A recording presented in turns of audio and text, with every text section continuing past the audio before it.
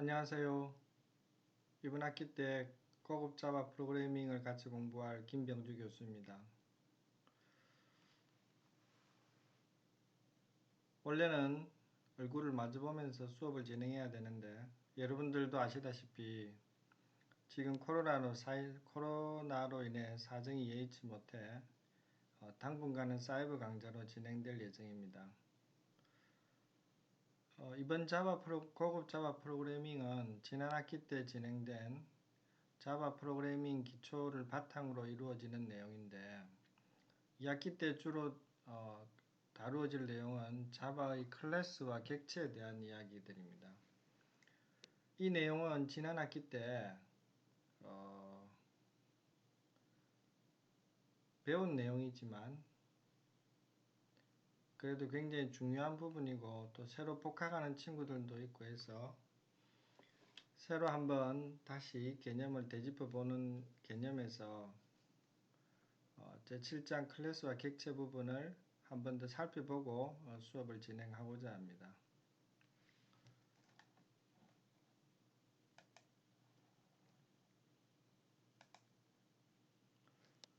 이번 장에서 학습할 내용은 슬라이드에서 보는 것과 같이 다음과 같습니다.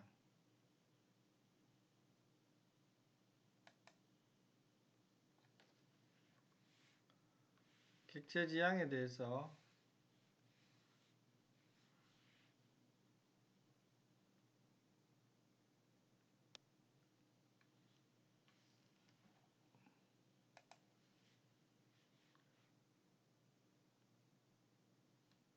객체 지향의 개념에 대해서 한 번 더 정확히 짚어보고요. 그 다음에 객체가 무엇인지, 메시지가 무엇인지, 클래스가 무엇인지, 그리고 예제로서 스트링 클래스에 대해서 간단히 알아보도록 하겠습니다.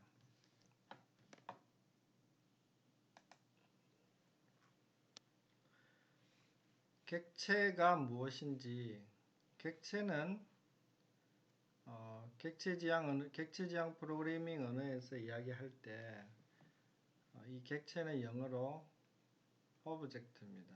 그래서 객체 지향 프로그래밍을 오브젝트 오리엔티드 프로그래밍이라고 합니다.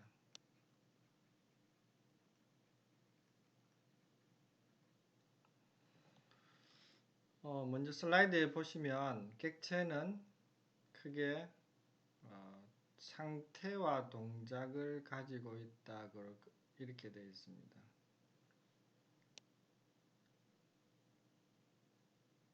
제가 여러분들한테 수업을 할 때는 이거를 FM을 좀 기억을 하라고 했습니다. 이 F는 필드입니다. 필드. 상태이기도 하고요. 제가 수업 시간에는 여러분들한테 속성이라고 이야기를 많이 드렸습니다. 그리고 동작은 메소드로 기억을 하면 되겠습니다. 그래서 다시 한 번 더 정리하면 객체가 뭡니까? 객체가 뭡니까? 라고 누군가가 물어보면 그것은 객체는 필드와 메소드로 구성되어 있습니다. 이때 필드는 속성 혹은 상태를 나타내고요. 메소드는 동작을 나타낸다. 이렇게 이야기하면 좋겠습니다. 여기서는 조금 다른 표현으로 state는 객체의 특징값 속성이다. 여기서도 속성이라는 표현을 쓰고 있습니다.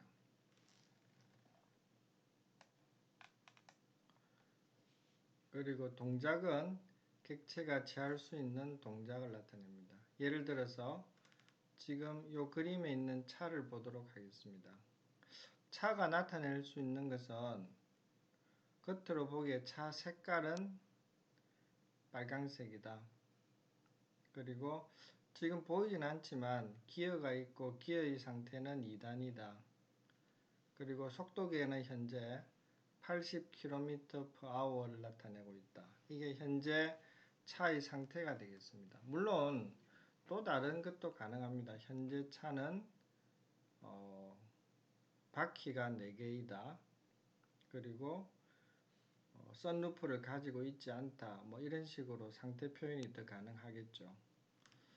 그리고 차에서 가능한 동작들은 변속을 한다든지 속도를 줄인다든지 또 속도를 더 낸다든지 또 선다든지 브레이크를 밟는다든지 크락션을 올린다든지 이런 동작들이 가능하겠죠. 그죠? 그래서 객체지향 프로그래밍은 앞으로 우리가 어떤 것을 표현할 때 객체로 표현하겠다라는 겁니다. 객체로. 그러면 왜 객체로 표현합니까? 라는 의문이 생길 수 있는데 그것은 뒤에 실제 프로그래밍을 해보면 객체가 이러이러한 장점으로 인해서 객체지향 프로그래밍을 쓰는구나 라고 이해를 하실 수 있게 되겠습니다. 다음 슬라이드로 넘어가겠습니다.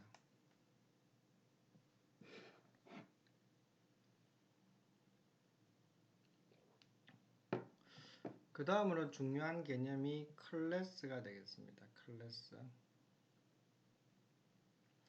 클래스는 여기서 지금 정의되기를 조금 전에 우리가 이야기한 객체를 만드는 설계도다 이렇게 되어 있습니다.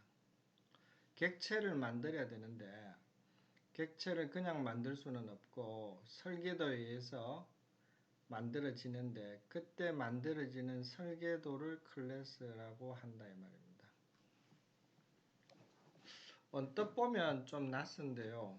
여기 그림에도 나타나 있듯이 예를 들어서 이러한 차를 만든다. 차라는 객체를 만든다고 하면 이 차가 그냥 뚱땅 만들어지진 않죠. 지금 뭐 차를 설계하는 여러 설계 파트를 맡은 사람들이 거기에서 설계를 하고 그 설계에서 문제가 없다고 판단이 되어지면 이 설계를 바탕으로 공장에서 실제 이렇게 물건을 만들어내게 됩니다. 그때 차를 만들기 위해서 설계도를 만드는데 이 설계도를 클래스라고 한다 이거고요.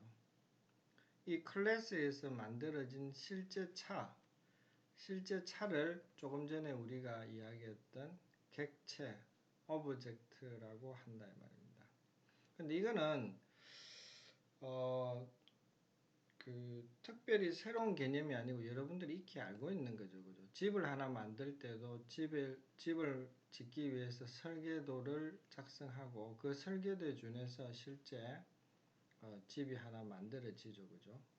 그러면 이 기존에 어떤 물건을 만들어낼 때 이런 설계도에 기반하여서 물건을 만들어내는 일들이 당연시 되었는데 그러한 개념이 프로그래밍에도 적용되게 되었고요. 그렇게 해서 만들어진 프로그래밍 기법을 앞서 말씀드린 것처럼 객체 지향 프로그래밍 기법이 도입되게 되었습니다. 최근에 사용하는 모든 언어는 거의 다 객체 지향입니다. 우리가 지금 수업 시간에 하고 있는 자바, 그 다음에 여러분들 많이 들어봤을 C++, 그리고 뭐 파이썬, 요즘 많이 쓰는 파이썬부터 해서 대부분의 언어들이 최근에 나오는 대부분의 언어들은 객체 지향 언어일 수밖에 없습니다. 왜냐하면 이게 훨씬 더 좋거든요. 왜 좋은지는 뒤에 가면 나오게 되겠습니다. 자, 여기서 한 번 더 정의를 좀 보면요. 클래스로부터 만들어지는 각각의 객체를 특별히 그 클래스 인스턴스라고 한다 이 말입니다. 클래스로부터 요 설계도로부터 이렇게 실제 오브젝트가 만들어지는데 이 오브젝트 각각을 갖다가 요 놈을 인스턴스라고 한다 이 말입니다. 그래서 약간 혼돈스럽긴 하는데요. 다시 한번 정리하면 클래스로부터 실제 물건이 만들어집니다. 이거를 오브젝트라고 표현하기도 하고 또 때로는 인스턴스라고도 표현합니다. 이 두 개가 좀 혼용돼서 사용되는데 여러분들은 그렇게 이해를 하면 되겠습니다.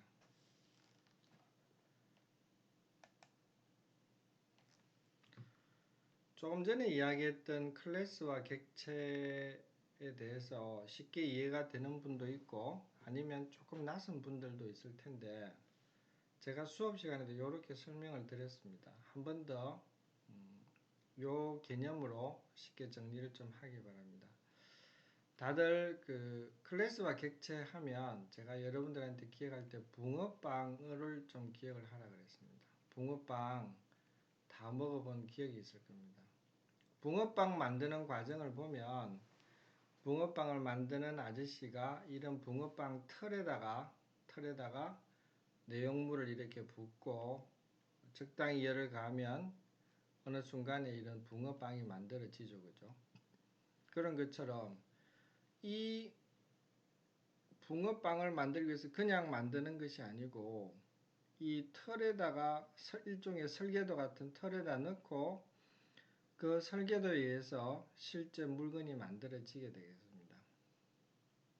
그래서 이 붕어빵 틀을 앞서 본 설계도와 같다 그래서 얘를 클래스라고 하기도 하고요. 이 틀에 의해서 실제 만들어진 이 붕어빵을 객체 혹은 인스턴스라고 합니다. 자, 그러면 이제 한번 생각해 봅시다. 앞서 제가 말씀드릴 때 최근의 대부분의 언어는 특별한 이유가 없으면 모두 객체 지향 언어를 따른다고 했습니다. 객체 지향 언어를 따른다고 했습니다. 그러면서 이 객체 지향 언어를 하게 되면 굉장히 유리하다라고 했습니다. 근데 왜 유리한지 이제 조금 이야기를 해야 될 것 같습니다. 만약에 가정하기를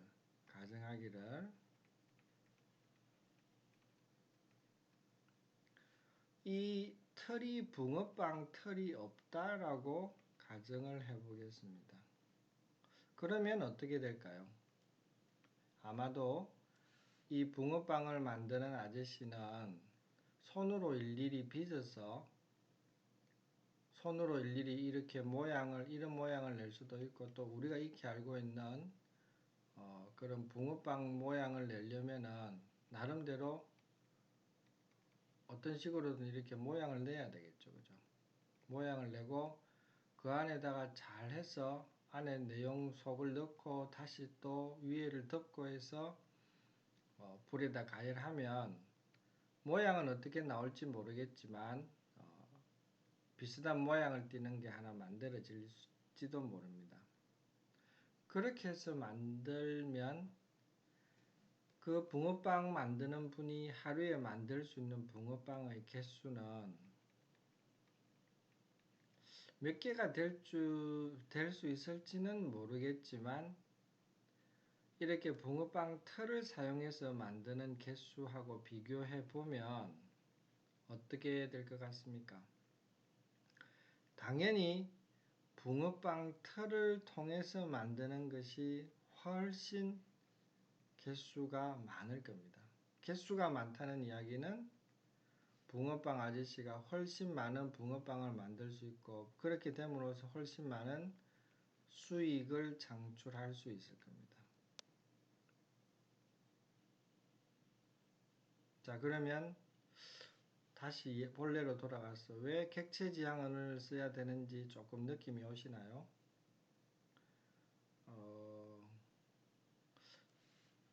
아마 여러분들도 그렇고 저도 그렇고 대부분 옷을 살 때는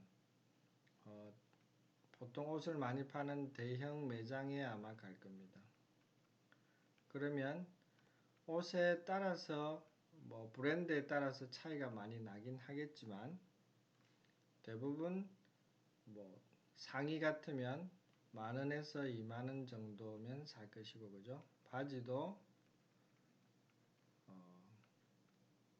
30,000원 정도면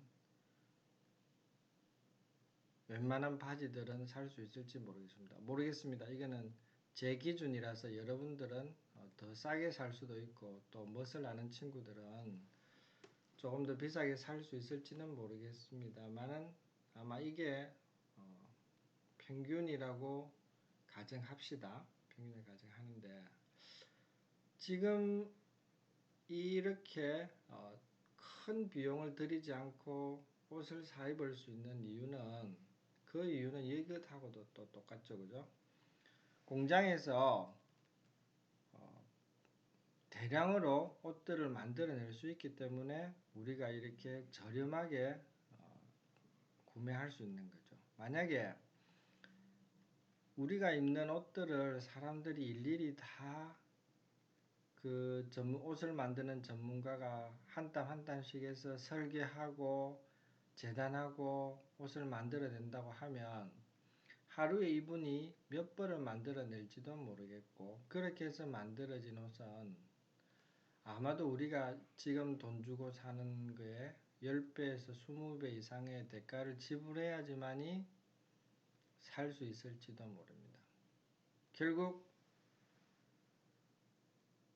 붕어빵도 그렇고 일반적으로 우리가 소비하는 이런 물건들도 그렇고 이렇게 대량 생산이 가능한 것은 설계도에 의해서 물건을 대량 생산할 수 있기 때문입니다. 그래서 프로그래밍에서도 좀 더 빠른 형태로 쉽게 계속 만들어낼 수 있는 그 무엇이 필요했고요. 그러한 것들의 개념을 만든 것이 객체지향 언어가 되겠습니다. 자, 이제 완벽하지는 않겠지만 또 이번에 복학해서 조금 낯선 친구들도 있겠지만 어렴풋이나마 객체지향 언어를 왜 사용해야 되겠다라는 것은 전반적으로 이해가 될 듯합니다. 다음 슬라이드로 넘어가겠습니다. 그러면 지금까지는 개념적으로 클래스, 인스턴스에 대한 개념을 봤는데요. 실제 자바에서는 어떻게 이런 내용들을 구현을 하고 있는지 보겠습니다. 자바 프로그램을 사용해 본 분들은 느끼시겠지만 자바의 모든 프로그램은 이렇게 클래스로 시작합니다. 왜 클래스로 시작하는지 저번 학기 때는 이해가 잘 되지 않았겠지만 이제는 이해가 되실 겁니다. 클래스하고 클래스 이름을 정의해 줘야 됩니다. 이 클래스 이름은 사용자가 지정해 주면 됩니다.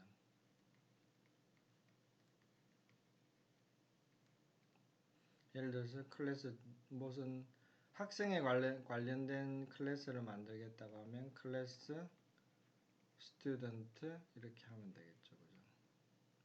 그리고 클래스는 앞서 이야기한 것처럼 뭐와 뭐로 구성되어 있는가 라고 했으면 기억이 나실지 모르겠습니다. 속성, 영어로는 field라고 했죠. 그죠? 그 다음 동작이 있습니다. method. 이 부분을 구현을 해줘야 됩니다. 그러면 어떻게 구현합니까? 너무 막연하게 생각하지 마시고 하나하나씩 따라와 보면 되겠습니다. 클래스는 속성이라고 했는데, 필드는 속성이라고 했는데요. 예를 들어서 지금 이 클래스 안에는 정수형 값이 하나 필요하다라고 하면 자바에서 기본적으로 사용되는 정수형 자료형을 표현하는 int에다가 그 다음에 필드 변수를 이렇게 선언해 주면 됩니다. 이것 말고도 문자로 뭐 하나 필요하다 그러면 이렇게 하면 되겠죠. 캐릭터 네임 이런 식으로 해주면 될 겁니다. 그 다음 메소드 정의할 때는요. 메소드 명을 이렇게 써줘야 됩니다. 그리고 이 안에 괄호 안에 어떤 값들을 넣어줘야 되는데 이 부분을 파라메타라고 합니다. 파라메타. 우리말로는 매개 변수라고 합니다.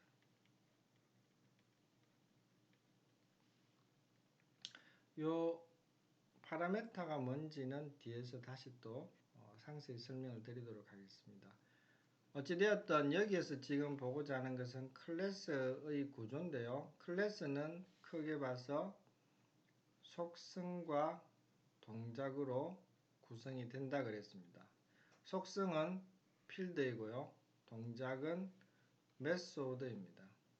그래서 속성에 해당하는 것은 이런 식으로 자바의 기본 자료형을 사용해서 정리해주면 되고, 메소드는 메소드 이름과 매개 변수, 앞에 나오는 void도 뒤에 가서 어떤 의미를 가지는지 자세히 설명드리도록 하겠습니다.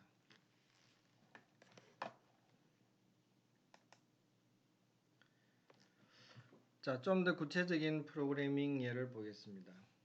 지금 클래스 예를 들면서 박스에 대해서 하나의 클래스 예제를 보여주고 있습니다. 자세히 보면요.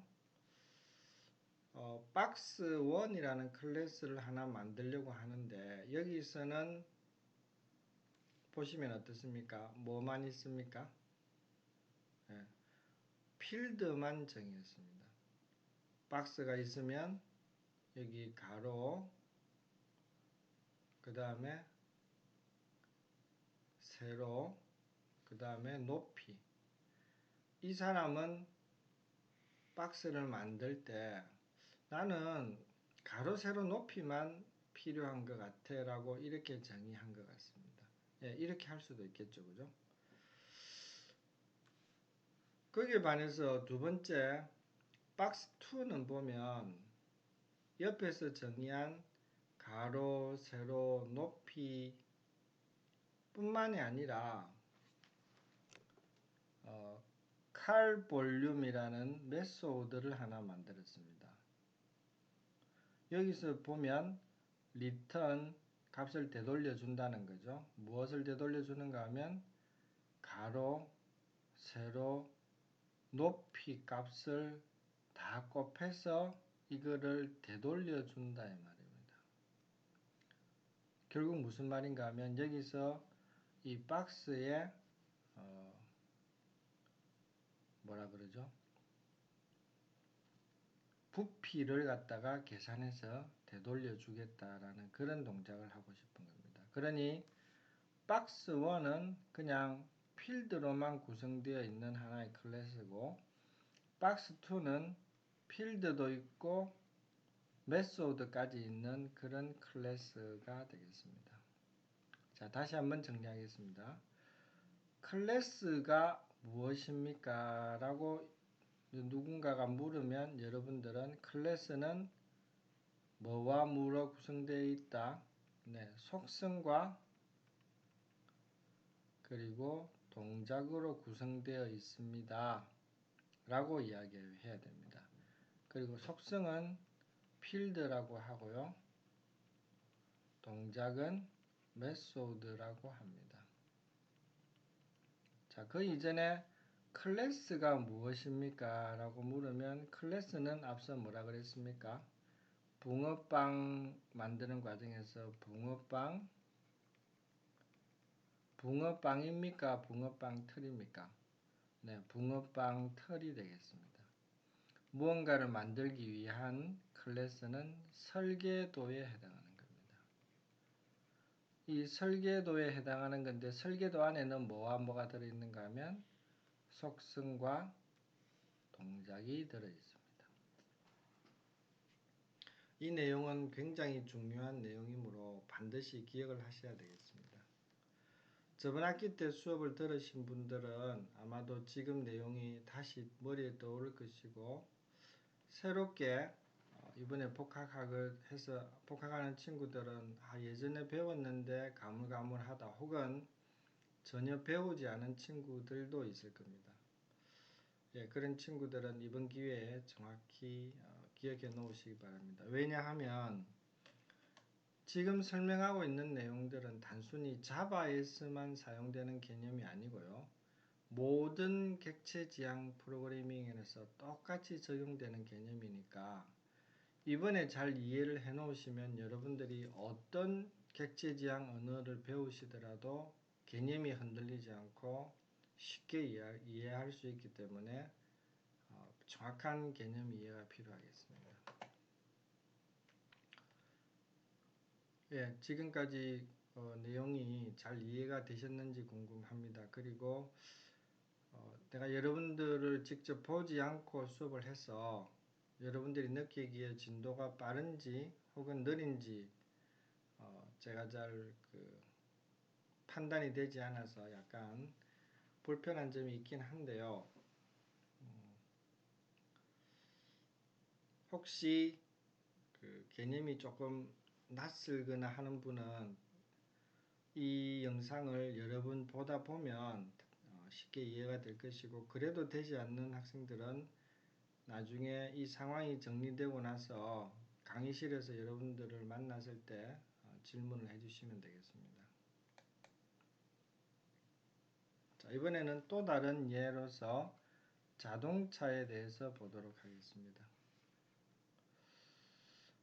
자동차라는 클래스에 대해서 여기서 만들어진 내용을 보니 크게 이것이 속성입니다. 속성.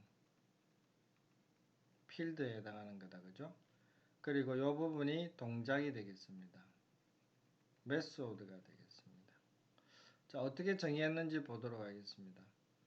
차에 지금 색깔을 나타내는 속성이 하나 있습니다. 그리고 얘는 형태가 문자열입니다. 스트링. 속도를 나타내는 속성이 있고요. 정수값이고, 기어를 나타내는 속성이 있고, 얘도 정수값입니다. 그러니 아마도 보면 색깔이 스트링이니까 색깔을 나타내는 값들은 뭐 영어로 red, 뭐 블루 이런 식으로 표시될 것 같습니다. 그리고 속도는 정수니까 뭐 45, 55 이런 식으로 숫자로 표시될 것이고요. 기어도 숫자니까 현재 기어 단수니까 1단, 2단, 3단, 4단 이렇게 표시되겠죠. 자, 그렇게 하는 클래스 차의 속성이 되겠고요. 그 다음에 동작에는 보면 system.out.println 뭔가를 출력하는 부분입니다. 뭘 출력하려고 하는 거 보니까 다운표 안에 있는 거는 그대로 찍는 거다. 그죠? 그래서 요렇게 하고, 요 더하기는 아시겠지만 우리가 수학 시간에 아는 더하기가 아니고 문자열일 경우에는 연결의 의미라는 거죠. 이거는 다들 알고 계시죠? 그죠? 그래서 괄호 다음에 요 컬러는 여기에서의 컬러겠죠. 그러니까 지금은 아직 아무런 색깔이었는데 어떤 색깔, 그게 예를 들면 red면 red가 찍힐 것이고, 그 다음에 요것도 플러스니까 연결이고요. 똑같이 연결입니다. 그 다음에 콤마가 찍히네요. 콤마가 찍히고, 스피드, 요 속도값, 뭐 50이라고 하면 50, 기어가 1단이라고 하면 1단, 이렇게 아마 찍힐 겁니다. 이런 동작을 할 수 있는 설계도입니다. 설계도. 그래서 여기서 이 차를 만들어내는 설계도는 차에 대해서 색깔과 속도와 기어 값에 대한 정보를 가지고 있고요. 이 값들을 동작에서는 필요에 따라서 출력해 주는 역할을 하고 있습니다. 요게 카라는 클래스가 하는 것이 되겠습니다.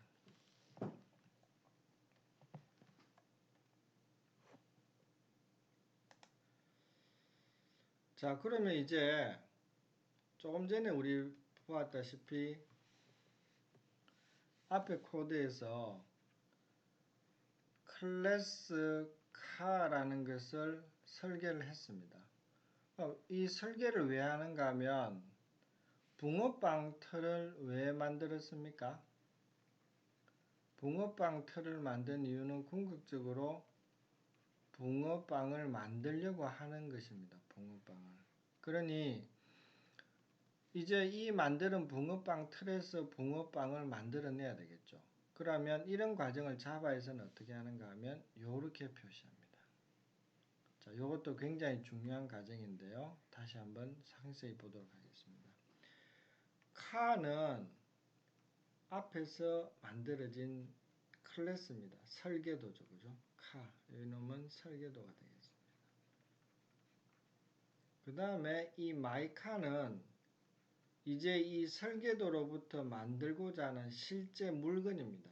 예, 앞서 말씀드린 대로 치면 붕어빵 틀에서 만들어진 붕어빵이 되겠습니다. 붕어빵. 그러면 이 이름은 어떻게 주는가 하면 내가 이름을 편하게 주면 됩니다. 뭐 마이 해도 되고요. 좀 더 선명하게 마이카 이렇게 만들었습니다. 설계도로부터 내 실제 물건을 만드는데 어떻게 만드느냐, 여기 new라고 되어 있습니다. 이거는 자바에서 정해져 있는 명령어입니다. 클래스로부터 인스턴스를 만들려면은 요 명령어를 쓰세요 이렇게 되는 겁니다. 이 명령어를 쓰세요. 그 다음에 나와 있는 이 부분은 무언가 하면요. 자, 요까지 하면은 무엇입니까? 요까지 하면은 요게 카라는 클래스 이름이죠. 그죠? 클래스 이름입니다. 클래스 이름인데 괄호가 열고 닫고 이래 되어 있습니다. 요것도 알아 놓으셔야 되겠습니다. 클래스 이름에 괄호 열고 닫고가 되면 얘가 무엇인가 하면 생성자라고 합니다. 생성자. 영어로는 construct가 되겠습니다. 조금 새로운 개념이 나와서 혼란스러울 수 있는데 여기까지는 반드시 아셔야 되는 내용입니다. 그래서 다시 정리하면 붕어빵 틀에서 붕어빵을 만들 때 붕어빵은 클래스이고 붕어빵은 인스턴스 혹은 오브젝트입니다. 여기까지는 앞서 이야기가 된 내용이죠. 자, 그러면 이러한 내용을 바탕으로 자바, 이와 같은 과정을 자바에서 할 때는 어떻게 해야 되느냐? 자바에서는 이렇게 하면 됩니다. 내가 만드는 설계도에서 붕어빵 틀에서 만들고 싶은 붕어빵 이름을 씁니다. 마이카는 그 다음에 만들겠습니다. new 하고 그 뒤에 쓰는 거는 생성자를 써줘야 됩니다. 그러면 생성자는 어떻게 써야 됩니까? 라고 물으면 간단합니다. 앞서 만드는 요 설계도 이름, 클래스 이름에다가 괄호 열고 닫고 하면 이제 무엇이 만들어지는가 하면 이 과정을 통해서 마이카라고 하는 실제 인스턴스가 만들어집니다. 이 인스턴스 붕어빵이 되겠죠. 그죠? 예. 어떻게 이해가 되시는지 모르겠습니다. 자, 다시 한번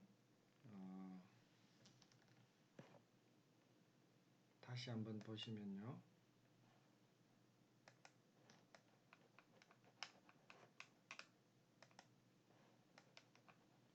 네, 중요한 내용이어서 다시 한번 정리를 좀 하도록 하겠습니다. 오늘 첫 수업 시간이어서 지금까지 배웠던 거를 지난 학기 때 배웠던 내용 중에서 중요한 내용을 다시 정리를 하고 있는데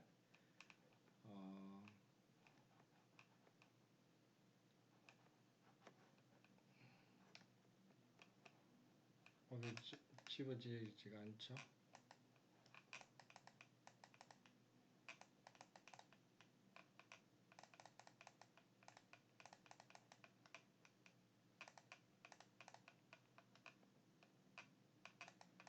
네, 조금만 기다려 주세요. 지금 열심히 지우고 있습니다.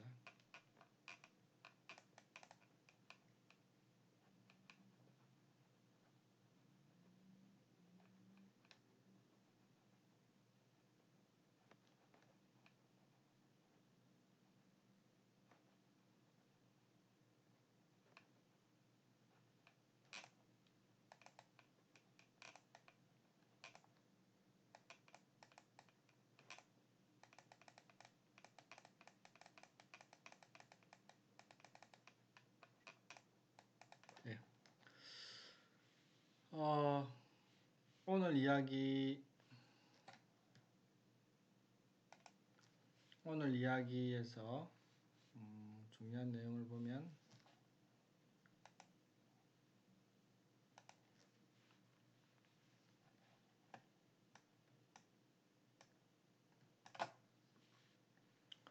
예, 클래스하고 인스턴스에 대해서 일단 이해가 있어야 됩니다. 클래스는 설계도이다. 설계도는 뭐로 구성되어 있는가 하면 속성과 동작으로 구성되어 있다. 속성은 필드고 동작은 메소드입니다. 이 설계도를 통해서 실제 만들어진 인스턴스가 있습니다. 그러면 이 인스턴스가 만들어지는데 자바에서는 어떻게 합니까? 라고 하면 여기 보는 예에서처럼 내가 지금 설계도를 만들었고 이 설계도를 바탕으로 실제 인스턴스를 만듭니다. new라는 새로운 명령어를 써서 생성자를 이렇게 써주면 되겠습니다. 이렇게 하면 mycar라는 인스턴스가 하나 만들어지게 되겠습니다. 자, 여기까지 오늘 첫 수업 시간인데요. 어떻게 여러분들도 이런 사이버 강의에 익숙하지 않아서 좀 낯설을 쓰는 것 같고 저 역시 제가 한 30년 가까이 학생들 가르치면서 계약이 되었음에도 수업을 하지 않고 이렇게 사이버 강좌를 하는 건 올해가 처음입니다.